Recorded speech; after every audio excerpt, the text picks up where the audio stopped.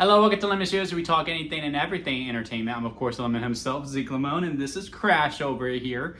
And this is my review for Masters of the Universe. But before we get into that, let's get the house clean out of the way. Shall I usually leave a like, comment below, let me know your thoughts on Masters of the Universe, and of course, hit that subscribe button as it helps me grow into my YouTube career. I would greatly appreciate it. Now, all that out of the way, let's get into it, shall we? So, before we get too deep into the review, I just want to have a full disclaimer on what kind of review this is going to be. So, I am usually someone who is very well versed within all quote unquote nerdy stuff, right? Unfortunately, He-Man and the Masters of the Universe was just a little bit after my time. I have seen some episodes of it for sure, and I do know the lore for the most part. Like, I can get by, is basically what I'm trying to say. Like, I know the memes, I know all the jokes, everyone making fun of how they laugh, and of course I say hey, that song and all that jazz to it. So I know enough of it. I'm just not super attached to it. So if you are looking for a review for someone who is super attached to the IP, that's not my kind of, there's not going to be that kind of review for it. Again, I'm just someone who can really get by. Another thing, man, when I was going into this film, I was low-key dreading it in a lot of ways, because the trailer just wasn't fully doing it for me. Because the way that this movie was being marketed, seemed like it was one of those movies that's kind of ashamed of what it is. And what I mean by that, and this was my problem with Marvel for a little bit after Endgame, is that when they wanted to do these more wackier characters, they're like, isn't that name silly? And, the Masters of the Universe trailer kind of was leaning towards that, like, our villain's a skeleton. Isn't that just crazy? And when this movie starts, I mean, they lead with that all the way through. And I am very surprised to report, and happy to report as well, the thing that I was dreading going into the movie, to me, is actually one of its biggest strengths. Because to be so upfront about it, because when I'm presented with that at the beginning, I'm like, okay, well, here we go. But you do have to end up submitting to it because they're so consistent with it. And there is an art form to being like, hey, look, we know this is weird, but we're going to embrace it and move on. Or as opposed to, hey, we know this is weird and we're a little self-conscious about it, and therefore we're going to try masking it with the jokes. No, they embrace who they are. They are able to poke fun at themselves, but boy, do they. They commit to who they are all the way through. It's like, yeah, this is silly, but look how badass it is. And sure enough, they execute it very well.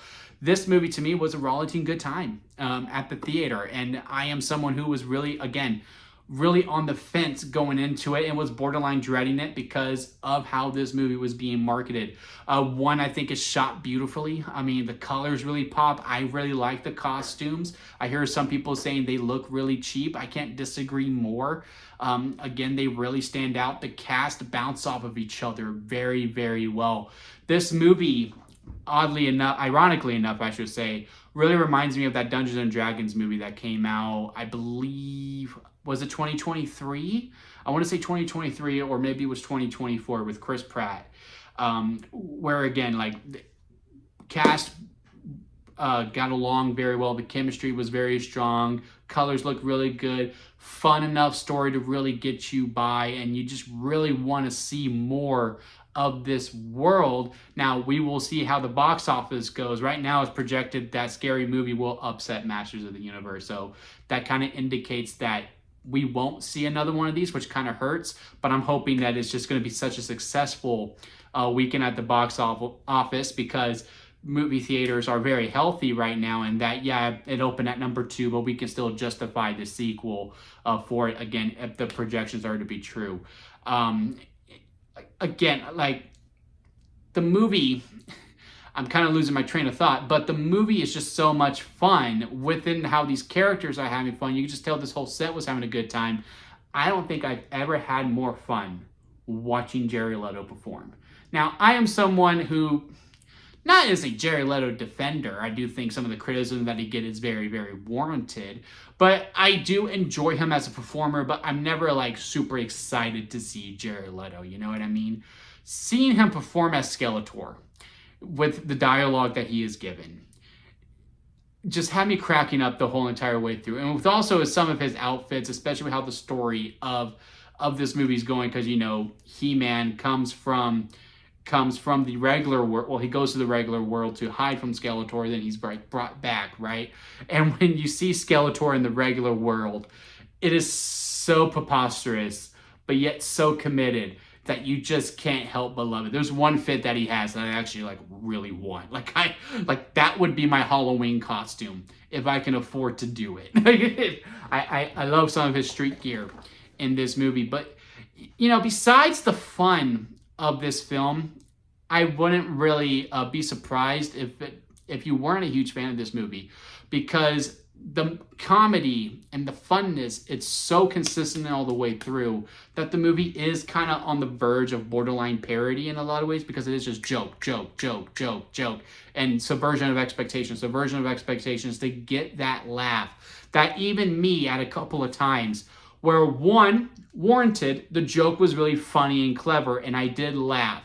But it was one of those things where I laugh and I go, man, I really wish they didn't do that. Because sometimes, yeah, you need the moment to sit and breathe for a little bit. Again, to bring up some of the Marvel criticisms that people have is that, man, they just don't feel like we could have anything really have remotely have any weight to themselves. One scene that I think of, is Doctor Strange putting on the suit for the first time and the cape wipes off his tear. That's a little silly. It's funny, but maybe we shouldn't have done that. There's a couple of times in this movie where, again, I felt like that was the case. But also, sometimes you just got to be badass. And, it's a cool shot. And yes, maybe in real life this would happen and it would be pretty funny to see that. But sometimes just be badass. So with that, I can understand why, man, the jokes were too much. It kind of turned me off all the way through. And you just couldn't fully buy into the world because, again, it is really up in your face about it in a lot of ways. And also, when it comes to character, I feel like that wasn't their main goal with it. Overall, I guess He-Man has an arc that you actually see progress all the way through. But, in the real world, he works in HR. And we are constantly told throughout, oh, he is really great at talking with people. He himself goes, I'm actually really good at talking with people.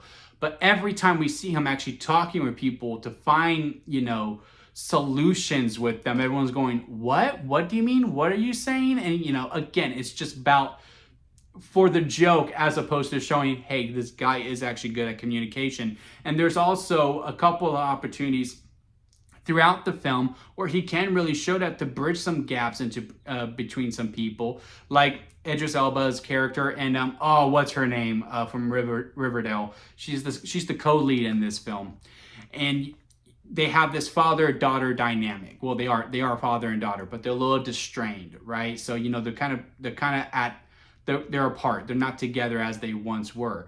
And I felt like there was an opportunity in this movie where we could have had him bridge that gap between them using his HR resources, his human resources, but his HR skills to really help bridge that gap in a little bit. Then ultimately, they go on the arc that they are supposed to go on, right? And we didn't get that whatsoever. And again, I just think there was a missed opportunity there. And I feel like, again, there was multiple opportunities. Yeah, sure enough, this is a cartoon that was adapted for, hey, anything can be solved by punching in a lot of ways. But also, at least show the attempt, hey, I am the rightful leader of this world because I don't want to fight. That's always a great concept in a world where everything can be solved by punching. Only the one true leader is the person who does not want to punch, but will punch if he has to punch. And I feel like we didn't really deliver that overall messaging home within this, because again, as soon as he really can start punching people, he is punching people all the way through. And I don't feel like the attempt for dialogue is necessarily there anymore after the first attempt, really. So it's just those types of things. And again, Idris Elba's character as well, he kind of is doing a redemption arc, but yet is kind of telepath as to, hey, this is the journey I was supposed to go on. Same with the daughter. Hey, this is the journey that we were supposed to go on. And I can go on and on and on about the other characters as well, where at the end of the day, that's really all I can really say about the movie, is that it was a lot of fun. I had a good time while watching it. I had a lot of laughs on the way. I did ooh and awe a couple times. I was going, no, I don't want that character to go. So I was attached to the characters, but do I overall know the characters though? I would overall say no. So again, I think this is a movie, if you want to go to the theater, go see it. And I would hope you do, because I would like to see another one of these movies, especially with all things that they have learned, because they did cram a lot in this. Part of me doesn't think we needed the real world stuff, but it ties in at the end, so technically you did need it.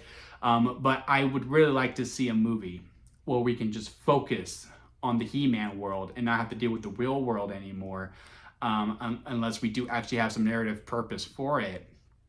That, again, I just want to be with these characters again. So if you want to go out to the theater, go see it. Go see it. I think you will have a good time with it. If the trailer had you on the edge, again, to me, it pleasantly surprised me. So I would say give it a shot. But again, I can also see that how other people would be on the other side with how consistent it is and with how some of the placement of the jokes are. If I had to rank this on a lemon scale, where we go sour lemon at the bottom, then expired store-bought lemonade, bad movie, but hey, there's some good. Store-bought lemonade, good, but hey, there's some bad. Lemonade, it's a movie. Freshly squeezed lemonade, very good. Minor nitpicks here and there. Strawberry lemonade at the very top because that's the best kind of lemonade. I think Masters of the Universe is a store-bought lemonade, but very, very good store-bought lemonade nonetheless. Again, if we could just gave a little bit more character, I'm not even talking about this movie's jumping up to lemonade. It's on freshly squeezed and could possibly flirt with strawberry in a lot of ways. But with those things that kind of falling flat there, and again, a couple of times where I think, man, maybe we shouldn't have done the joke, even though it was funny, the movie places at a store-bought lemonade for me. But again, overall, fun time at the movies. If you want to go see it, I don't think you will be disappointed if you go. But yeah, those are my thoughts on Masters of the Universe. Comment below, let me know your thoughts on it. Leave a like if you made it this far within a review. I do greatly appreciate it. And hit that subscribe button, as I am trying to grow into my YouTube career. And don't forget to squeeze the days, guys, because life is too short not to give your all. So squeeze every opportunity that you can. Until next time, I'll see you here at Lemon Studios.